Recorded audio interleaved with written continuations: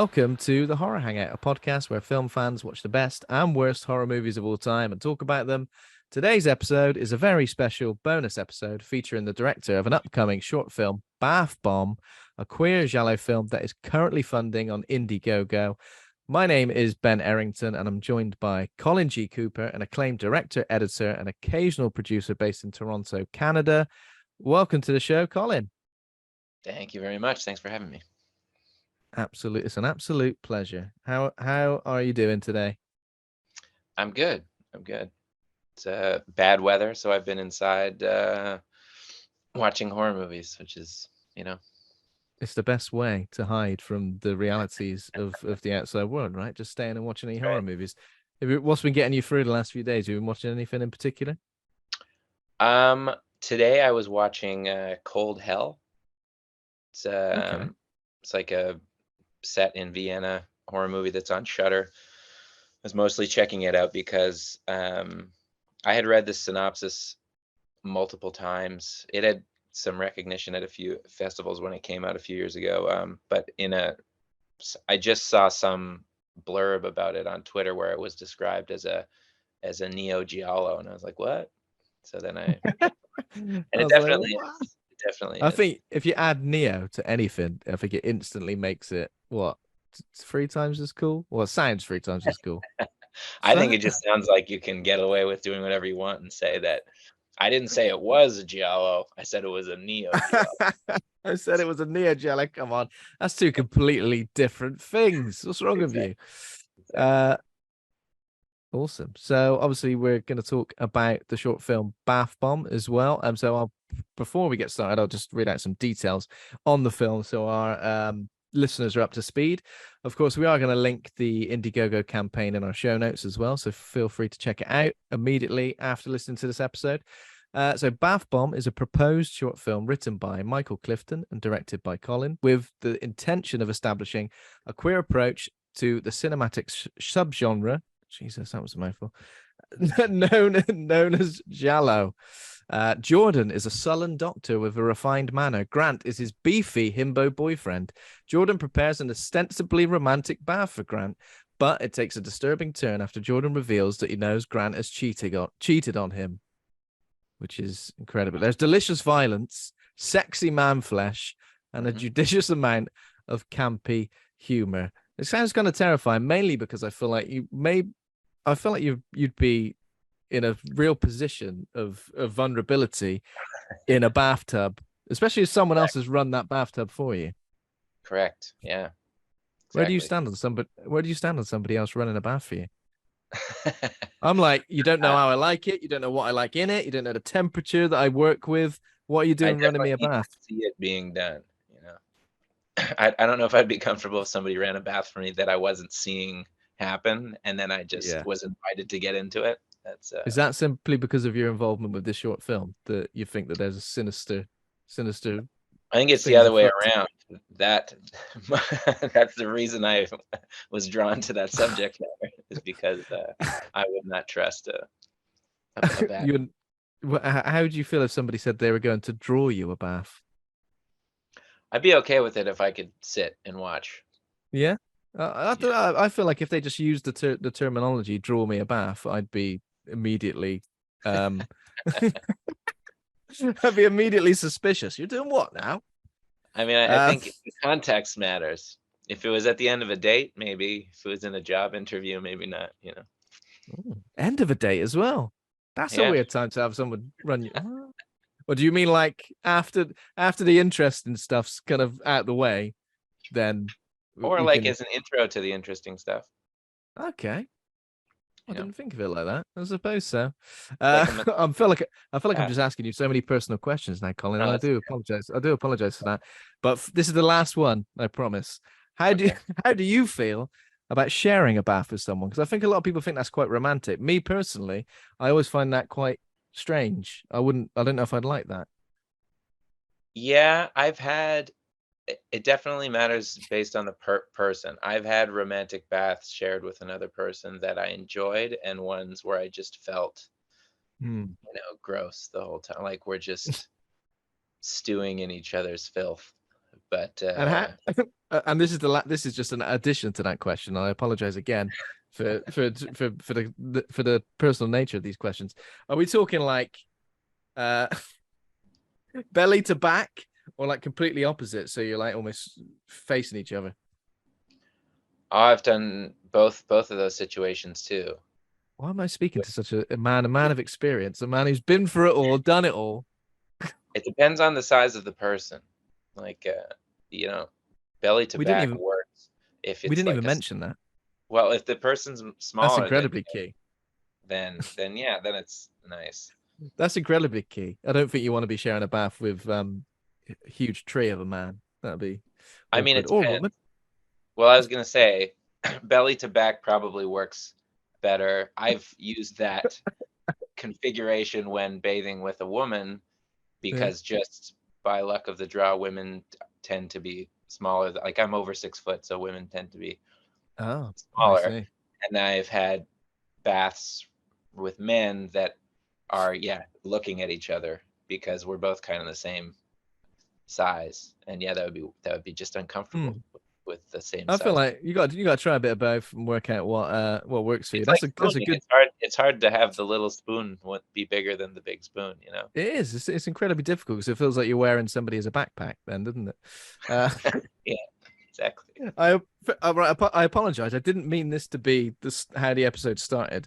However, uh, I'm a very curious person. You know, I feel like as soon as I start speaking to somebody, I have so many questions, and it's these are the kind of questions that help me get to know somebody much better than than anything else. But let's now move on to what we should be discussing, which is Bath Bomb, Sure. which is the short film that that is currently crowdfunding on Indiegogo. Now we've only got a couple of days left to go, haven't we? So I think by the time this interview is out, it will be 2 days. So by tomorrow, it'll be 2 days. Is that correct? Correct. Yeah.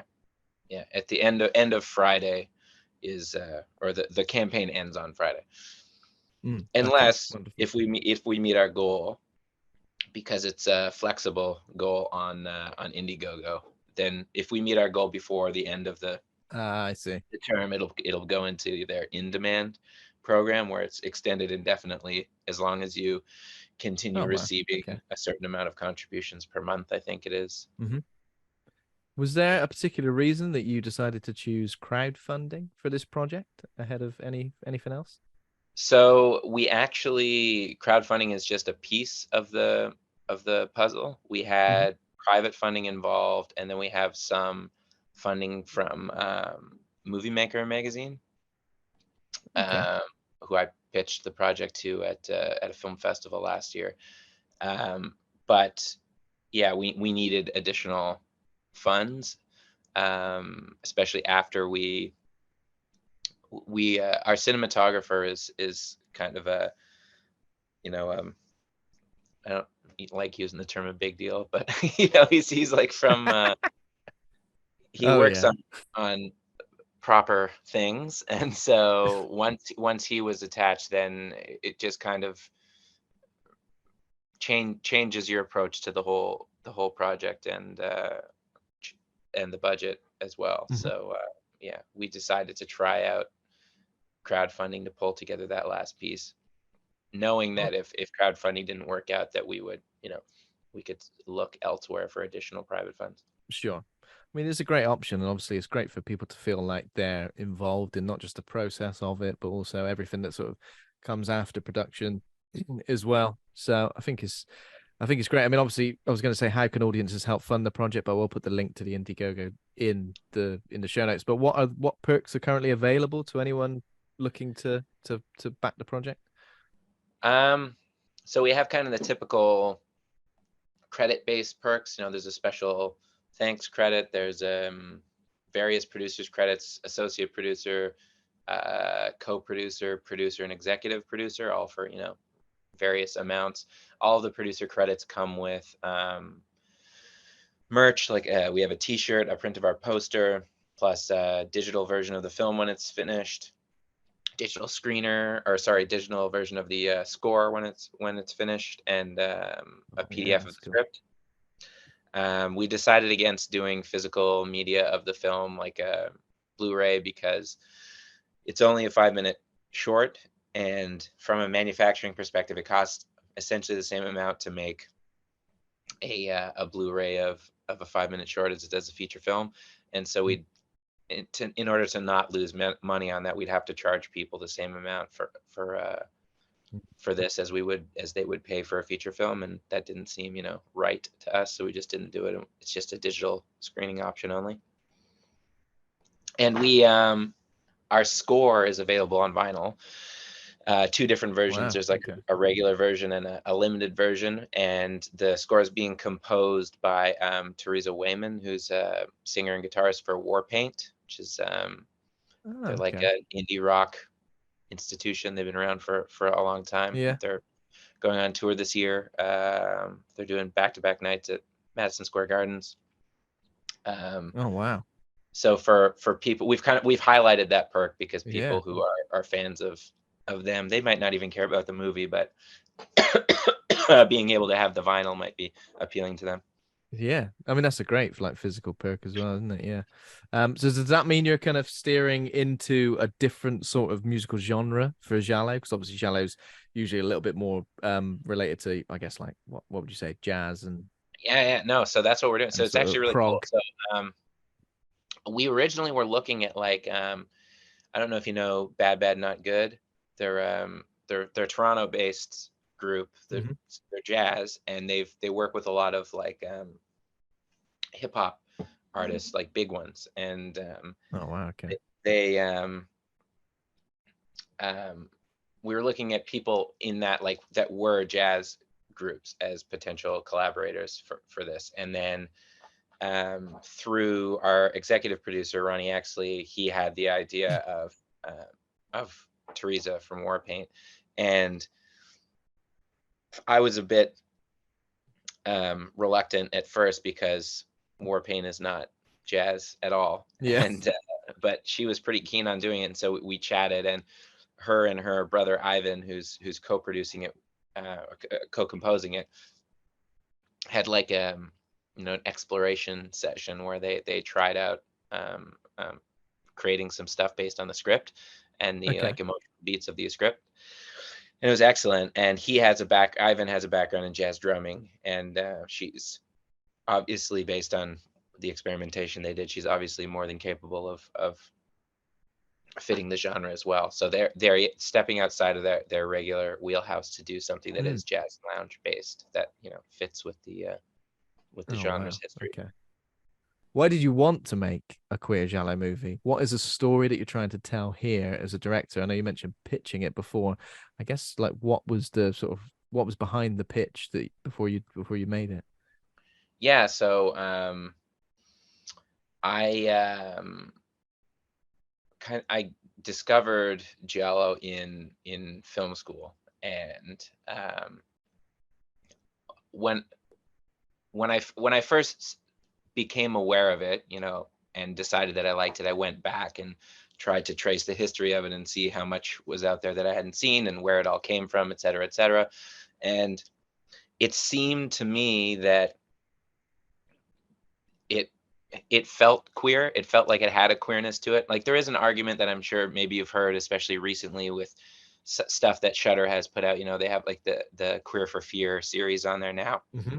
There is an argument often made by the queer community that I don't necessarily think is absolutely true, but I get where it comes from. Is the argument that all horror is queer, because horror is Yeah. about the outsider and what it's like to exist as the outsider, etc. Um, but there was specifically a queerness to Giallo, I felt, just because the combination of campiness and like flamboyant elements, like the flamboyant production design and the contrasting colored lighting that didn't really make sense for what was going on in the scene. In terms of realism, it didn't really make sense. Mhm. And there was I've read a bunch about an ambivalence towards modernity in Giallo, and how male characters were often having their masculinity questioned. But to Mhm. me, in some Giallo films, that sort of ambivalence towards modern concepts of masculinity seemed to edge pretty close to the characters seeming to be closeted, in my opinion. Okay. And Okay. so, but then there was also characters that were deliberately stated as being queer, um, and the representation of those characters was awful. Like a lot of offensive Oh representation God, yeah. of queer Oh people. my So God, yeah. it seemed very strange. There's a lot of like queerness going on in the genre, and I felt like queer people should like bring the genre back. Like if Giallo is going to come back, it should be in the hands of queer people, in my opinion, because of those things. Mhm. And so I always wanted to do a queer Giallo. It's not something that I was actively pursuing, but it was always in the back of my head. And there was at Film Quest. Are you familiar with that festival? It's a genre festival in the States, in Okay. Provo, Utah, and they have an event there called Filmmaker Speed Dating. And Oh wow. Okay. during that, I met Michael Clifton, who wrote this, and he had this Oh, wow. unproduced screenplay called Bath Bomb that at the time was a 1 minute thing that he had written for a 1 minute screenplay competition. And it had an image in it that was very reminiscent of Giallo, and it's the final image of the film. And so that it struck me when I read it that this could be Giallo, and it was already a queer story. And so we discussed Oh expanding wow. it Okay. into a longer screenplay, because 1 minute is it didn't feel like the story was being told to its full length, and also we could make it even more Giallo by expanding it. So we expanded it to 5 minutes, and that's kind of how the whole thing started. Wow. That's amazing. I mean, the speed dating thing. So it was already a queer story before. So you already had this idea to kind of you wanted to make a queer Giallo movie, and then Yep. uh Michael, did you say? Yep. Michael Michael Clifton? Clifton. Yep. Yeah, he just turned he already had a well, that is it's like it's meant to be. That's right. That is fate.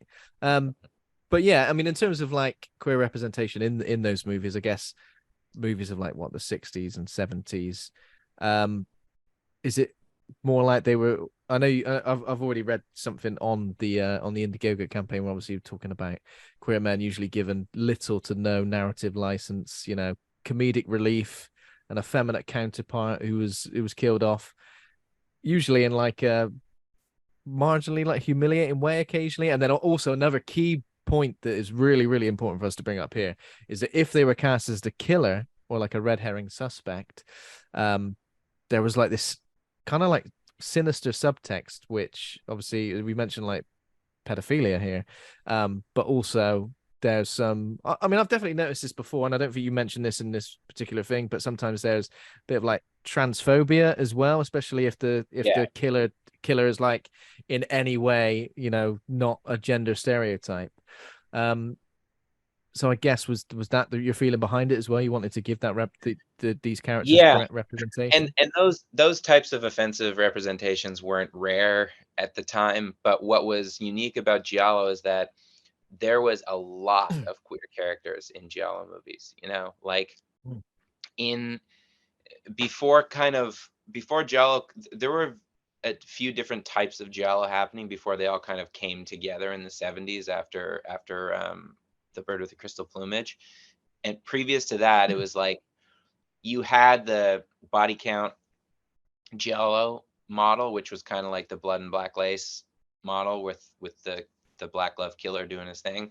And you had on the other side of it was this like erotic thriller version of Giallo, and the point of intersection for the two of them was a murder mystery, and then eventually they all were brought together. In the erotic thriller Giallo was usually a female protagonist, and it was common in those for this female protagonist to be who's ostensibly heterosexual to be sort of lured away from the correct path of living by a queer woman. Hmm. And so it wasn't just there's a lot of queer characters, it was that queer characters seemed to be very important to the plot in a lot of Giallo films. And that was not abundant in any other one genre or subgenre of mainstream cinema, pretty much anywhere in the world at the time. and was another reason that Hmm, it seemed really strange to me. interesting. It's just like, why is What? this so? Why Yeah. is Did you? this so What? important in these movies? Why do you think it was? Is what it was important? Was it? I have no idea. I had a theory for a little while that a lot of Giallo filmmakers were like closeted queer. I don't think that that was the case, but yeah, I'm not sure. I think maybe because queerness, um, if it's true that these films and the filmmakers were a bit ambivalent about how the world was being modernized at the time and that gender roles in society were changing, I guess queerness is Hmm, something that you could express those fears through because queerness does seem to be a betrayal to traditional gender roles.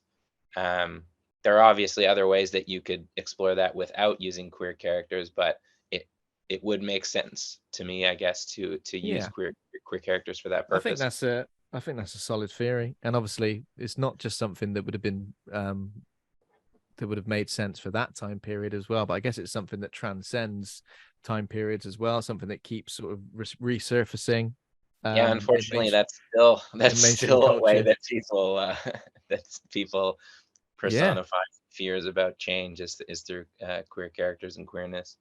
I mean, Mm. there's a lot of shit going on in the States right now with like the anti-drag movement and anti-trans movement, which are like gaining power, sadly. Mm.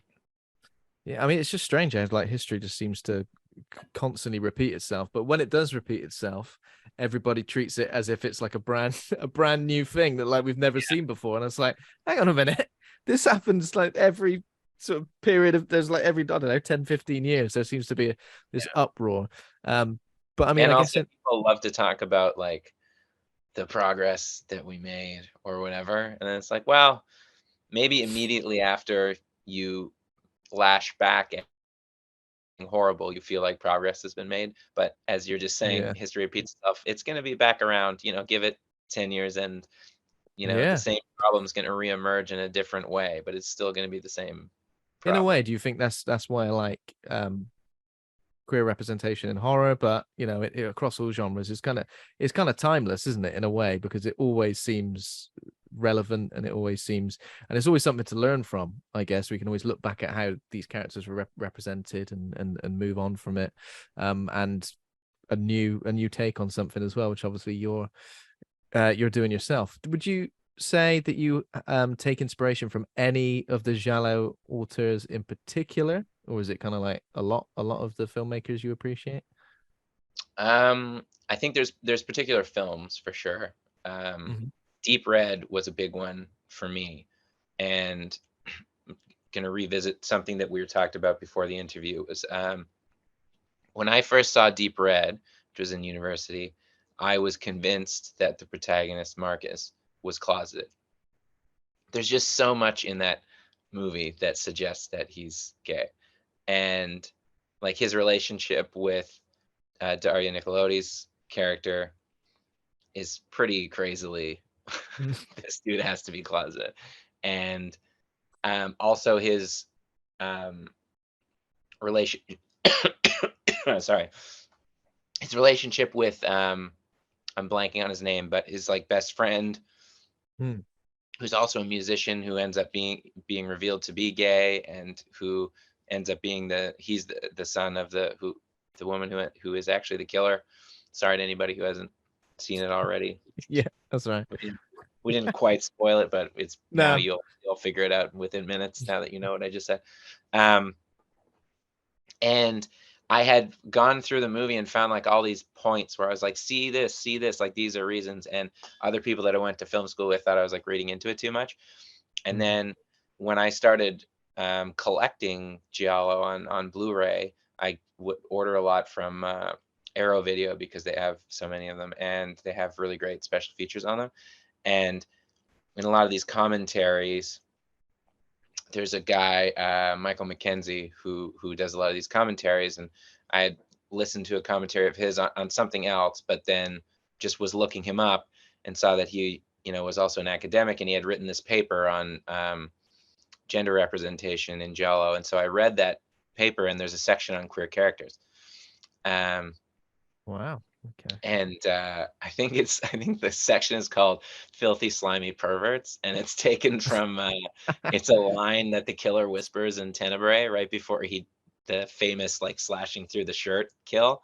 And Yeah. in this section of the paper, he posits the same theory that Marcus in Deep Red is closeted, and he goes Oh, through a wow. breakdown of like all the exact same things that I had pointed out to people that So were everybody in film school who doubted yeah, you, you're like, look, and it's here, an yeah, academic. and he's he's not even queer himself, which was impressed that Oh, he wow. Okay. found all these So things. So yeah, I went to he lives in Glasgow, and I went to Glasgow and had lunch with him to talk to did you him just about. go to Glasgow just for that? Just I've to had other things that I needed to do in the UK, so I like, yeah. put them together and took the opportunity to visit him. That's that's amazing. And how was that? It was great. Yeah, he Was was it great? very, very informative guy, very knowledgeable about Giallo and obscure horror in general. Yeah. Did you have an idea that you wanted to make like a queer horror movie or Oh short yeah, yeah. at This the this time as well?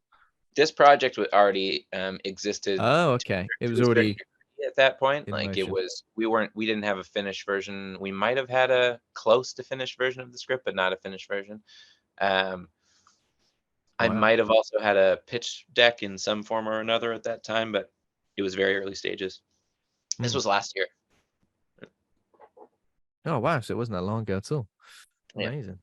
Um, okay. I mean, can you tell us anything else about the rest of the team involved with the project at this stage? I know we've already talked about Michael. Yeah, so we've got our cinematographer is a guy named Jeremy Benning, who is primarily known for uh, The Expanse, which is Oh yeah, the sort of sci-fi. yeah, it's a pretty big sci-fi show Yeah. that started on Sci-Fi, the channel, and then was taken over by Amazon.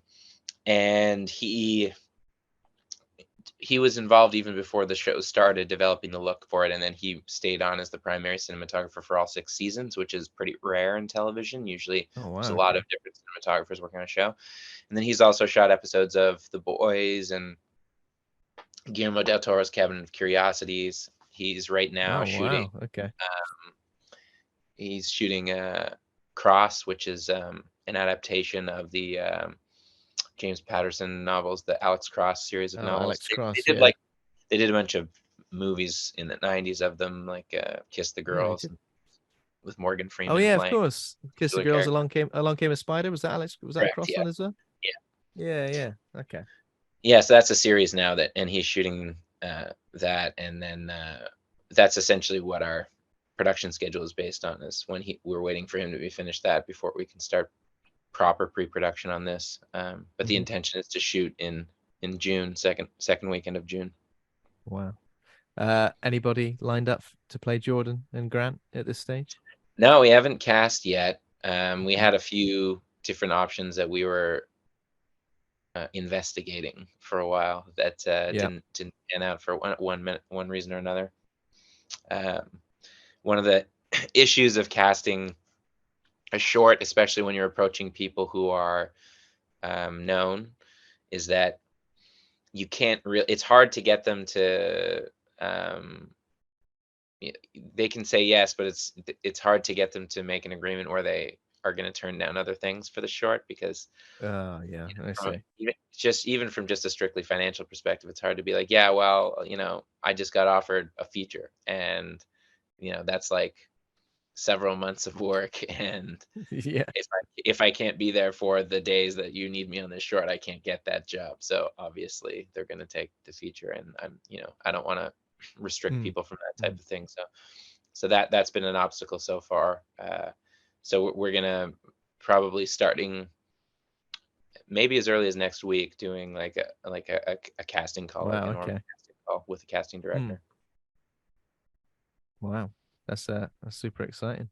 It's definitely coming together then. So, I've got a couple of additional questions. Some from my co-host, Mr. Andy Conduit Turner. Of course, you will meet when you so Colin will be joining us on the show in early May to discuss, what did we decide upon? Tenebrae. Yeah. Yeah. And as you mentioned when we were chatting to you, like, we haven't done all that much Giallo on the show, essentially. Yeah. So we've done sort of some like Giallo adjacent things. We've done things like Pieces, which, as you mentioned, was like sort of like Giallo adjacent. Some people do consider that Giallo, but yeah. it depends. There's a lot of debate over what's technically Giallo. There's some people who say if it's not made in Italy by an Italian production company, it's not Giallo, regardless of the movie, which I think is crazy. But the Beyond isn't Giallo, is it? No, that's more just like, yeah, that's kind of part of like what people would call like post Giallo. Is that what we're calling it? I mean, Okay. even Suspiria and Inferno are not, Giallo Yeah. really. They're kind of moved past into like the supernatural stuff. It's weird though, isn't it? Because I think when a lot of people mention Giallo, I think Suspiria tends to be one of the ones that people leap to sort of include in that. And I wouldn't call myself a Giallo expert in any sense of the word, but it's just one of those things. I think as we continue with this podcast, nearing like 300 episodes, we start to realize what subgenres we've maybe neglected a little bit. Right. Yeah, because it's not the kind of thing we don't, in terms of planning, we kind of plan month by month, and then it's like, okay, what's new coming out, and then depending on what guests we get, what do they want to watch, essentially. So it's interesting to see what direction you can go in once you let other people sort of kind of suggest what films to cover, and that's been great for me to like see films that perhaps I never would have chosen to see. Right. I don't know. I mean, most of the time. So a couple of questions from Andy, one of which is said, a lot of Giallo directors love a bit of ocular trauma, pokes in the eye. Is that something that you're planning to embrace? I guess I don't give away any spoilers. Or do you have any favorite injuries from Giallo yourself that you would like to that are your favorite? Best Giallo kill of all time is definitely an eye-based kill. You don't see the eye get destroyed, but it's in opera. The looking through the peephole, and the gun is at the peephole and shoots through in like ultra slow motion, like blows through. And that's just great. And also, there are not many gun kills in Giallo, and so you're not expecting. I don't think there's any other gun kills in that movie even. So you're really not expecting it. So really, like, whoa, takes you. And then obviously there's eye trauma throughout that movie, right? With the pins to hold her eyes open. Oh So God, the pins, Oh, that is definitely one of those visuals that sort of has always stuck with me from that. Just like, don't close your eyes. You're like, would you? Can you? There's a lot of Giallo films where, like, if you would just get rid of the third act, it would be a great movie. Not just Giallo films, just yeah, oh totally, but especially Giallo, because the third act is usually when you get the really unnecessary exposition about like why they killed people. Yeah. Okay. It's like, I almost don't, I don't care now why you killed. Keep the mystery. We just want the glove. Let's just. Which is one of the things that I actually think Americans were smart about when they transitioned. They took Giallo and turned it into the slasher. Is that like right from the start? John Carpenter, you just removed that human element from the killer, so that there is no reason behind it. It's just the other characters might hint at family trauma or whatever, but the killer himself never he's has pure evil. Yeah, exactly. The killer himself never has like, well, I did it because this and that. It's just you don't know why, and it's better that way. That is kind of, I think I agree with you there, because the slasher movies that fall apart for me are when they try to give humanity to the. I mean, the perfect example is, I do love the Scream franchise. However, I always feel like I love the Scream franchise up until killers are revealed. Because as soon as killers are revealed, and they're just, it's either one of two things in Scream. It's either a family member of a previous killer, or like a super fan of something or someone. Yeah.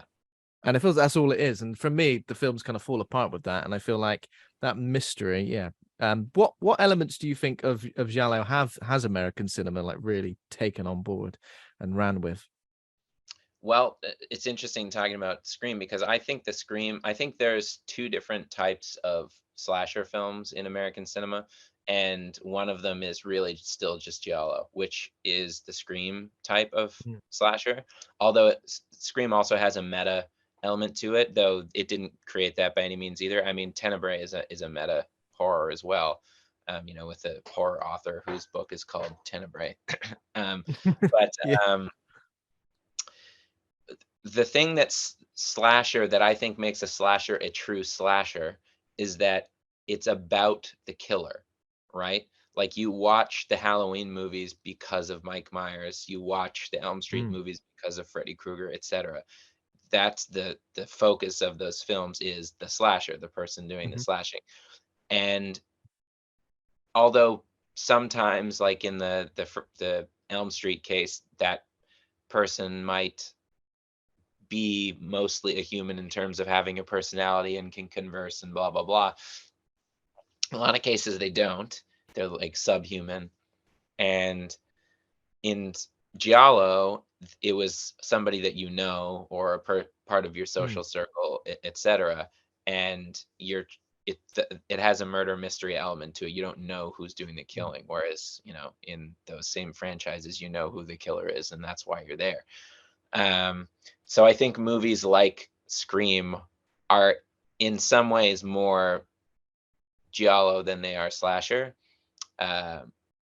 Narratively, anyway, they've lost a lot of the visual language of giallo. Obviously, the flamboyant production design and colorful lighting, et cetera, is gone, and the ridiculously fashionable outfits that women wear from scene to scene, even if it's the same day, has been Even if it's the same, yeah.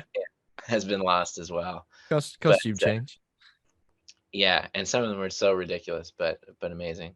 You say Like that, but let's talk Drew Barrymore's lovely knitwear in the first film. What's the it's little? true. Is it like a yellow blazer that Gail Weathers wear? Is it yellow or green? Some Oh, sort of right, like right. lovely blazer. Anyway, There you go. maybe I've just noticed the fashion of these characters.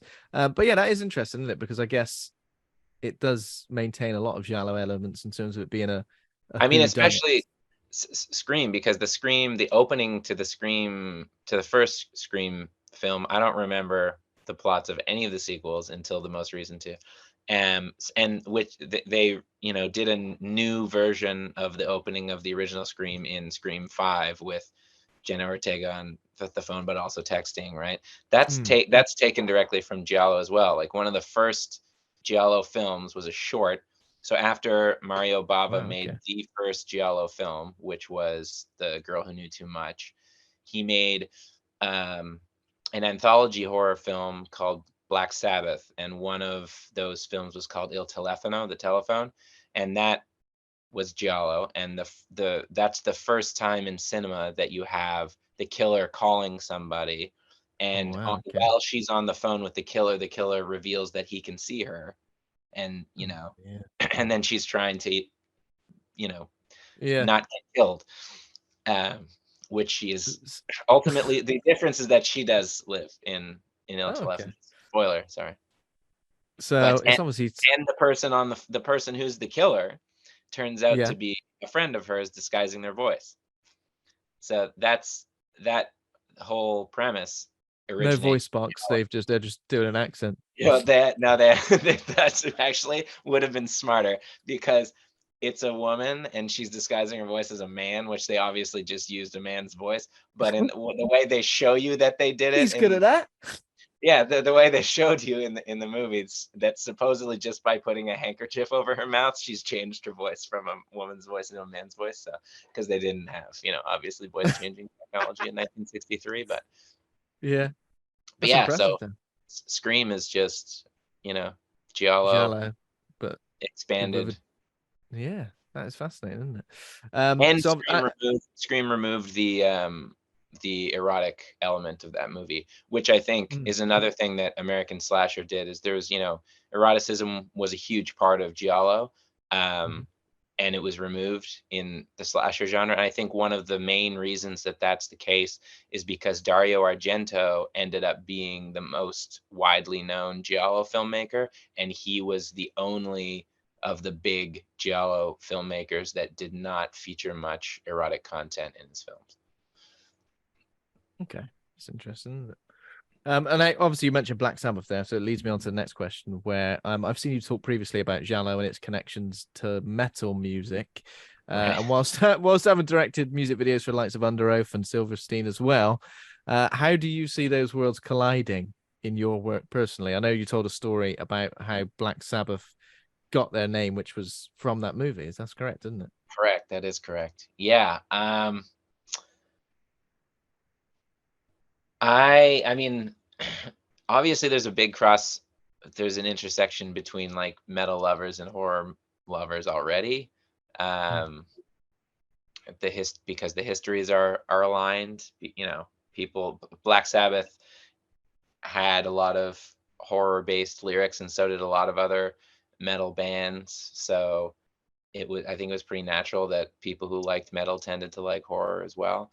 But yeah, I also have a background in the metal world via the music videos that you mentioned, but also I've worked for a number of years for a pretty big metal festival in the States called Psycho Las Vegas.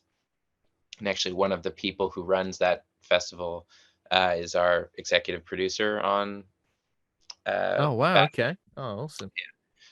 named Ronnie Exley.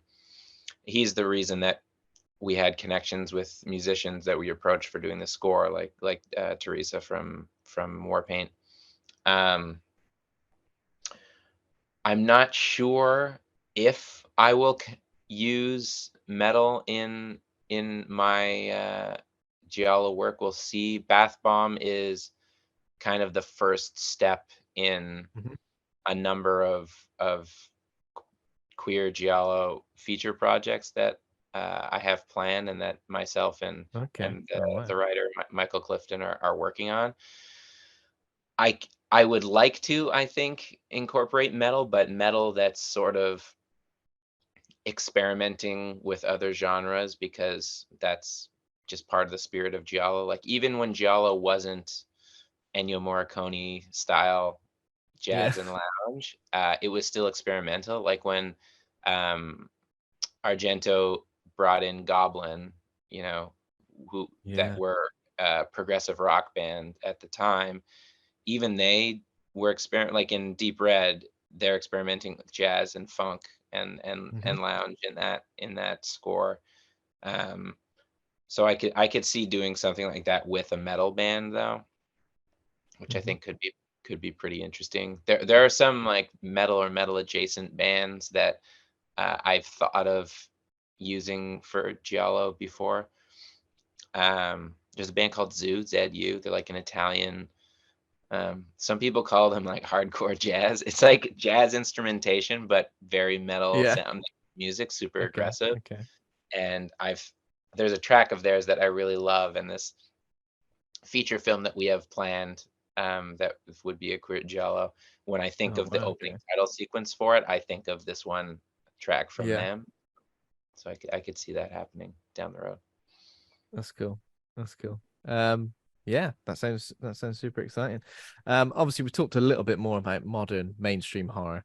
But sort of stepping away from Giallo, I was just wanting to talk about queer characters in general and their representation in modern mainstream horror. Are there any tropes currently that you like, or any tropes that you dislike, or any that could be improved upon? Um, I like that there's more queer characters in horror, and I like that there's more queer characters, especially in horror that's n- I'm not don't mean directly targeted at youth, but that is youth inclusive. Mhm. Um, but this is not has nothing to do with the filmmakers. It's baffling to me, the response to it. Like I'm sure you've noticed the Last of Us. Mhm. A regular thing happens now where if you have queer characters or queerness in an episode of something that wears its queerness on its sleeve, ratings bombing happens regularly. like Yeah. the gay survivalist story in Hmm. The Last of Us was seen by critics and a lot of folks as the best episode to up to that Yeah. point in the series. But if you looked on, I don't know if this has changed since, but if you looked on rating sites at the time, it was the lowest rated. And it was because, homophobes ratings bombed it. And then there was the other episode where you get a flashback into her past. What's her name? Yeah. The main Ellie. character, Ellie's past, and there's a queer love story there as well. Same thing happened in that episode.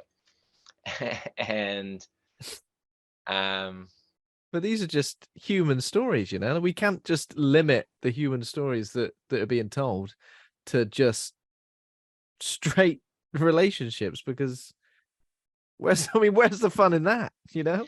yeah, It and I is. guess what I was gonna say is that I don't like that we're still not at a we're still kind of at a place where if you're gonna have queer characters, you kind of just make that character's story about the fact that they're queer, Mhm.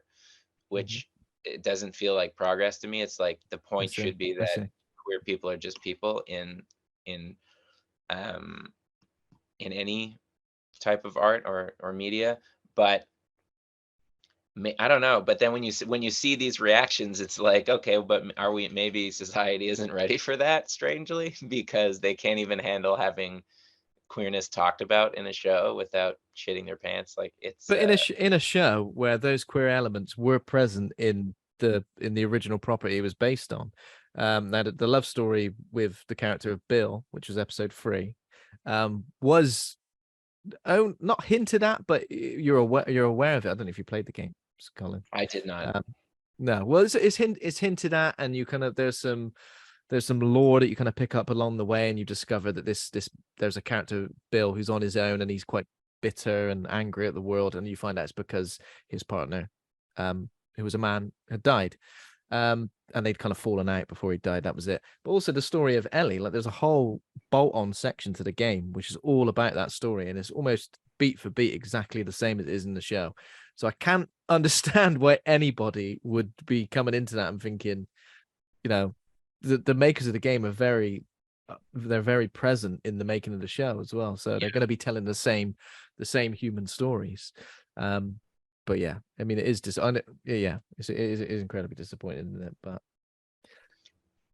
Yeah. So I guess expanding upon what I was just saying there is that some of the stuff that I feel like isn't progress or enough progress, maybe I'm wrong, because in my life where I know a lot of queer people and I live in Canada, it's like maybe I don't have a very accurate view from a global perspective of where everybody's at in terms of queerness. mm, Um, but on the other hand, that even saying that sounds so stupid, like it shouldn't be a thing, period. You shouldn't mm. have to wonder how is my perspective on queerness in relation to the rest of the world, and are they comfortable with as much as I am? Because nobody should feel like quote unquote comfortable or uncomfortable with Mm. a reality of human relationships. How does that drive you though when like creating stuff like Bath Bomb? Does that help Well, or? that's also kind of one of the reasons that I wanted to do this. I I have some friends, especially in recent years as political conversations become more popular and more heated. I have Mhm. friends who, even friends who are like myself, members of traditionally marginalized populations, and not just queer people, also people of color that are friends of mine. I I know a number of friends in these situations, in these communities, who are actually not very supportive of identity politics, and are pretty strongly opposed to identity politics. Mhm. Um, and because I'm engaged in those conversations with those people a lot, and I don't necessarily disagree with the reasons that they're not fans of identity politics. I would never have seen myself as a person who was like, I want to make something that's explicitly queer to take like queer ownership of this subgenre. Mhm. But when the opportunity came up to make this, and I was feeling sort of like, at the time The Last of Us hadn't come out yet, but I was already feeling these things about like public reactions to queer characters in shows, or to queer shows in general. I found that, if I'm being honest with myself, I do kind of have a drive to, yeah, I do want queer Mm. people to like, this is like this small little niche of of horror. Let's just take this over and we can have this.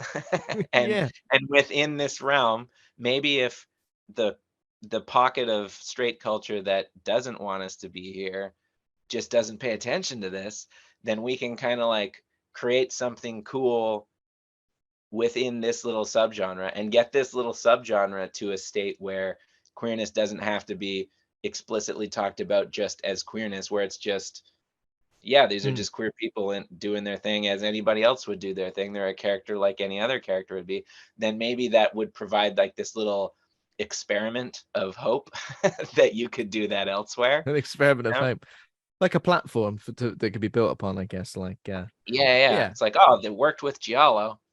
We can do it too. With Giallo, come on, let's see what Colin G Cooper's going to doing over there. Yeah. Come on.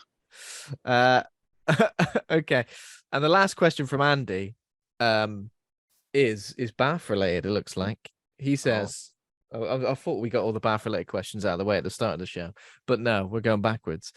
Colin, do you personally find the effort to get glittery tide marks off the enamel after you've enjoyed a lovely bath bomb contributes to the decrease in the relaxing benefits of having said bath? Um,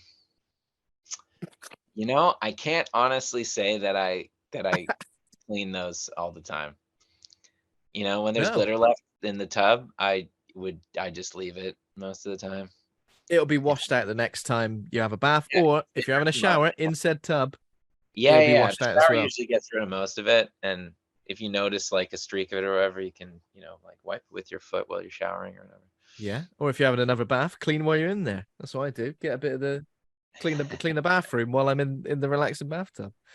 Oh, well, that Delightful. that seems like an intrusion on the relaxation for sure. Yeah, just can't relax. Just relax. I can't.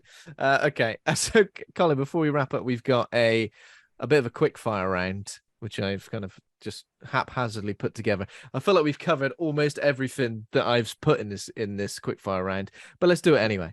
Okay. So, first off, bath or shower? Shower. As a man who's making a movie about Yeah, baths, yeah. that's Horrible, man. controversial. Argento or Fulci? Oh, shit. Oh, it's a big Yeah, one, isn't Argento. it? It's a Yeah. Okay. tough one to Happy answer, but end. Happy ending or hint for a sequel? hint for a sequel. Yeah, keep the franchise going. Final girl slash boy or first victim? Ooh. Final person. Yeah. Jazz soundtrack or metal soundtrack? You're gonna say a bit of both, aren't you? I mean, is this for anything, or for Giallo? Let's do both. Giallo first, and then for anything. Um, actually, you know what? I think my answer is the same for everything, which is metal. Yeah, that's a good answer. Everything A lot else of we have different kinds of definitely metal. covered. A lot of What different was kinds that? of metal. There's a lot of different kinds of metal, so I was literally just I was having a conversation with my partner when when we would walk into the supermarket, and randomly out of nowhere she started asking me about metal subgenres, and she was just firing out bands and trying to get me to tell her what what what genre of metal they were. I think we were discussing grindcore, stoner rock, doom metal, everything. yeah. It was a fun conversation. Well, of course, you will be joining us again on the show in the first week of May to start to discuss Tenebrae, which I think is going to be fun.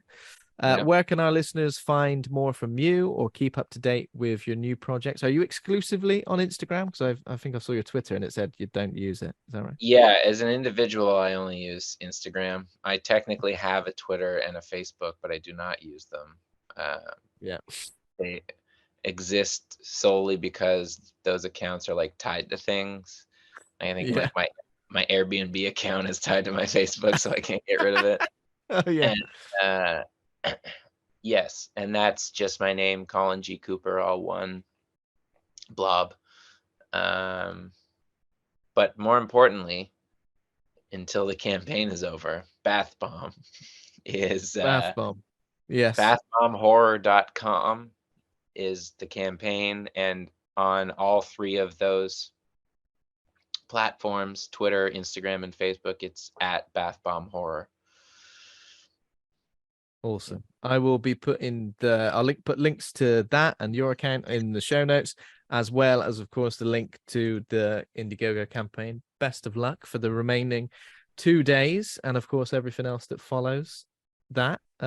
Super excited to see it pan out. So thank you very much for listening. If you enjoyed the show, become a patron over at patreon.com/horror hangout. Thanks to Taj Easton for our theme music. Thanks to Acast for hosting the show.